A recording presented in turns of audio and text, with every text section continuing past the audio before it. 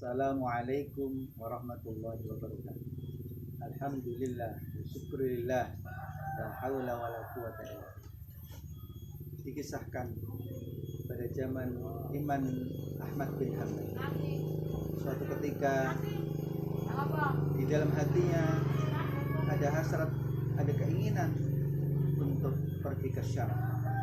Padahal pada saat itu Imam Ahmad bin Hanbal sudah sepuh, sudah usia senja, dan tidak tahu apa dia keinginannya untuk pergi ke Syam tersebut. Sehingga singkat cerita, Imam Ahmad bin Hanbal kemudian mempersiapkan diri untuk melakukan perjalanan. Padahal perjalanan dari Baghdad menuju ke Syam itu sangat jauh sekali dan menempuh perjalanan beberapa hari. Kemudian setelah sesampainya di Syam, kemudian dia singgah di sebuah masjid untuk menunaikan salat zuhur. Dan tak seorang pun yang mengenalinya. Dan Imam Ahmad pun juga tidak mengenal orang-orang yang ada di situ. Selesai menunaikan ibadah salat zuhur, kemudian Imam Ahmad bin Hanbal mengisi waktu-waktu untuk menunggu salat asar dan salat maghrib itu untuk berzikir dan membaca Al-Quran. Dan itu dilakukan sampai setelah salat Isya. Nah, setelah selesai salat Isya itulah kemudian Imam Ahmad bin Hanbal itu kemudian ia ingin istirahat, merebahkan badannya di masjid tersebut. Namun salah seorang marbot masjid itu melarangnya. Dia melarang untuk istirahat, untuk tidur di dalam masjid tersebut. Bahkan Imam Ahmad itu diusir dari dalam masjid tersebut. Kemudian seorang marbot tersebut kemudian mengunci masjid tersebut, sehingga Imam Ahmad berada di emperan masjid. Setelah itu marbotnya itu pulang ke rumah, dan Imam Ahmad pun kembali ke emperan masjid tersebut.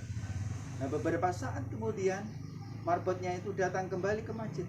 Laki-laki marbot tadi mengusir Imam Ahmad bin Hanbal dari masjid itu supaya tidak menginap di dalam masjid tersebut. Melihat kondisi seperti itu, ada seorang penjual roti di seberang jalan. Dia menghampiri Imam Ahmad bin Hanbal sambil menawarkan supaya dia mau mampir menginap di rumah. Ya Syekh, mari ke rumah saya, mari ke toko saya. Saya punya rumah di sebelah sana. Di belakang ada satu kamar yang nanti bisa digunakan untuk menginap. Dan nanti kalau sudah dirasa cukup, nanti bisa melanjutkan perjalanan. Kemudian Imam Ahmad bin Hanbal itu memperhatikan apa yang dilakukan oleh tukang roti tersebut. Selama melaksanakan tugasnya sebagai seorang penjual roti, mulai dari membuat adonan dan memanggang rotinya itu, yang diamati oleh Imam Ahmad apa? Bahwa tukang roti itu tidak pernah melepaskan diri, tidak pernah henti-hentinya untuk selalu melafazkan zikir, membaca istighfar tersebut. Sehingga Imam Ahmad penasaran. Kisana tadi saya perhatikan sejak awal sampai akhir membuat roti itu tidak pernah lepas untuk membaca istighfar. Apa yang panjenengan dapatkan dari melafazkan, melantunkan istighfar tadi? Penjual roti tadi menjawab bahwa seluruh apa yang saya inginkan itu sudah dikabulkan oleh Allah Subhanahu wa taala. Kemudian Imam Ahmad kembali bertanya, apa ada satu permintaan Allah yang belum dijawab dengan Anda melafalkan zikir, dengan Anda mengamalkan zikir tadi? Ada ya Syekh, yaitu satu, saya belum dikabulkan oleh Allah untuk bertemu dengan seorang ulama besar yang saya kagumi, seorang ulama besar yang saya cintai, yaitu Imam Ahmad bin Hanbal. Kemudian Imam Ahmad bin Hanbal mengatakan, subhanallah, alhamdulillah. Jadi kamu itu toh yang menggerakkan hati saya untuk datang ke sini.